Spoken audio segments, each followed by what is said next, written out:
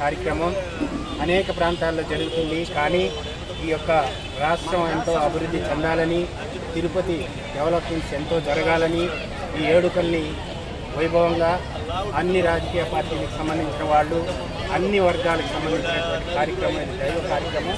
ఈ కార్యక్రమానికి అందరూ కూడా వచ్చి ఈ కార్యక్రమాన్ని విజయవంతం చేయాలని చెప్పని, ఇది రాత్రి 9 గంటల వరకు కూడా ఈ కార్యక్రమాలు నడుస్తూనే ఉంటుందని చెప్పని, అదేవిధంగా శ్రీకృష్ణుడు భగవానుడు భగవద్గీత ఈ ప్రపంచానికి అందించినటువంటి మొట్టమొదటి శ్రీకృష్ణుడు. ఆ తర్వాతే అనేక మతగ్రంథాలు కూడా భగవద్గీతలో నుంచి వచ్చినాయి అనేటువంటిది చరిత్ర చెప్తున్నటువంటి విషయం. అందుకనేసనే శ్రీకృష్ణ అష్టమి ప్రతి ఒక్కరూ సరళంగా లక్షణంగా అందరూ ఉండాలని చెప్పి, సుమోక్షంగా జీవించాలని చెప్పని, మనస్ఫూర్తిగా భగవంతుడు ఆశీర్వదించాలని చెప్పని ఈ సందర్భంగా కూడా మేమంతా కూడా కోరుకుంటున్నాం. కమిటీ అంతా ఈరోజు ఇందిరా మైదానంలో పెద్ద ఎత్తున మా పెద్దలు, చిన్నలు, పిల్లలు అందరూ వచ్చి ఆనందోత్సవాలతో మధురాన్ని తలపించేలా మనం స్టేజ్ వేయడము అందరికీ చాలా ఆనందంగా ఉంది. ముఖ్యంగా గోపూజ, ఒక 300 మంది ఆడవాళ్ళతో గోపూజ చేయడం చాలా ఆనందంగా ఉంది. దీనికి సహకరించిన శ్రీకృష్ణాష్టమి యువతలకు అందరికీ ప్రతి ఒక్కరికి నాకు ధన్యవాదాలు. దీనికి సహకరించిన శ్రీకృష్ణ జన్మాష్టమి సందర్భంగా శుభాకాంక్షలు తెలియజేస్తున్నాము.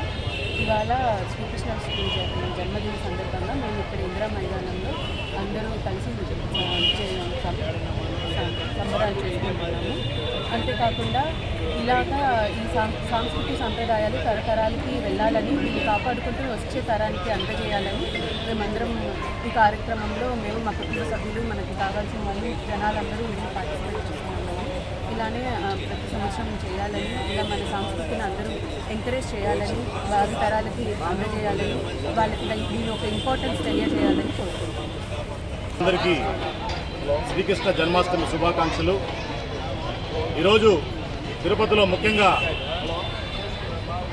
అఖిల భారతీయ యాదవ మహాసభ ఆధ్వర్యంలో జరుగుతున్నటువంటి శ్రీకృష్ణ జన్మాష్టమి వేడుకలకి మధురను తలపించే విధంగా ప్రతిమలు కానీ టెంపుల్ కానీ చాలా అద్భుతంగా కట్టారు.